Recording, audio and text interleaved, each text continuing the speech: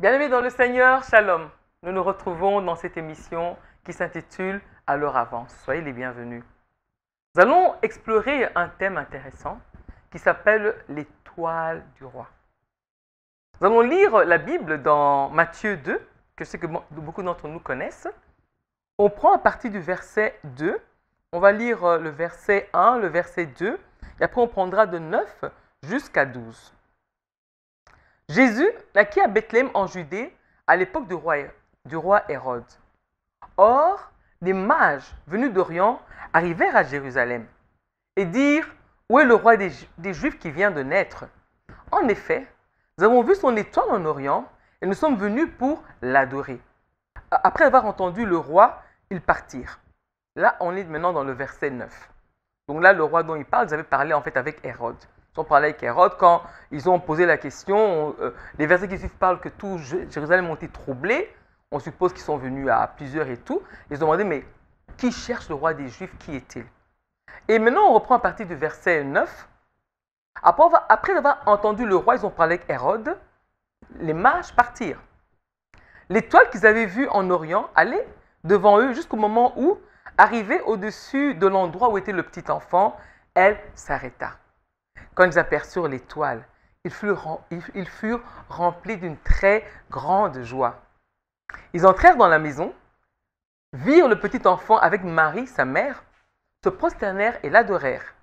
Ensuite, ils ouvrirent leur trésor et lui offrirent en cadeau de l'or, de l'encens et de la myrrhe.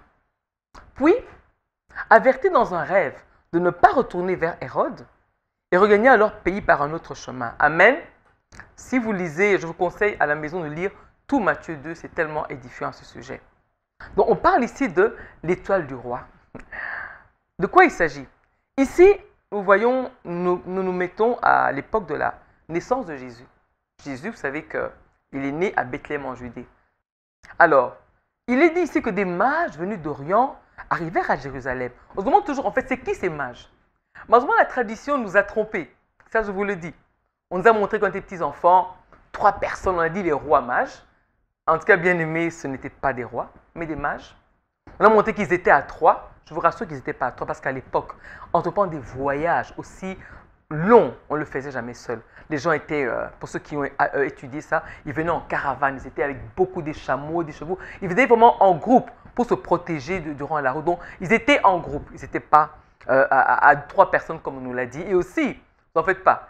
Comme on dit, tout Jérusalem était troublé parce qu'ils étaient venus en groupe. Ils ont débarqué à Jérusalem et ça a surpris tout le monde.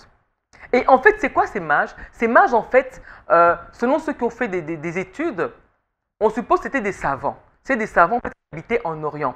Et ils connaissaient la parole de Dieu. Parce que n'oubliez pas, le peuple a été en exil. Comme il a été en exil, tous sont partis avec des bribes de la parole de Dieu. Donc on suppose qu'eux, avec lu la parole de Dieu, ils se sont attachés au Dieu qu'ils ont connu dans la parole. Et comme ils étaient connectés à Dieu, Dieu leur a un jour levé les yeux pour leur montrer « Voilà l'étoile de mon fils qui vient de naître ». Maintenant, là où on est touché, c'est la révélation reçue. Et ils ont poursuivi ce message. Bien aimé, est-ce que nous recevons des fois des messages? Est-ce qu'on reçoit une révélation de Dieu? Qu'est-ce qu'on en fait? On écrit dans un carnet, après on l'oublie. On le partage entre 2-3 personnes, après on dit « Bon, on va voir ». Mais on voit ces personnes-là. Jésus est né à Bethléem. Il n'y a que les bergers qui sont venus l'adorer. Mais eux venaient de loin. De loin. Ils ont eu la connexion avec Dieu. Ils ont cru à ce que Dieu leur a dit. La révélation divine, ils l'ont reçue. Ils ont cru. Dieu leur a dit, bon, vous canalisez les étoiles, suivez ça. Et ils ont poursuivi le chemin jusqu'à arriver à adorer ce Jésus. Je veux aujourd'hui attirer notre attention par rapport à l'étoile du roi. Qu'est-ce que nous faisons des révélations que Dieu nous donne, bien-aimés? Si on veut bien avancer, les révélations que Dieu nous donne, on doit les saisir, les garder dans notre cœur et avancer avec. Une révélation n'est pas pour qu'on puisse stagner dans un coin. Ce n'est pas pour qu'on puisse se glorifier que voilà, j'ai reçu une révélation de Dieu. Non, une révélation, la méthode de Dieu, c'est l'homme.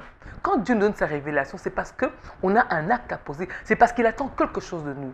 Alors bien aimé, désormais, par rapport à l'étoile du roi, la révélation qu'on la reçoit, tels ces mages venus d'Orient qui ont bravé tout le sentier pour arriver à Jérusalem. Et ils ont fait l'inverse des contemporains de Jésus. Eux sont venus l'adorer pendant que des autres doutaient de lui.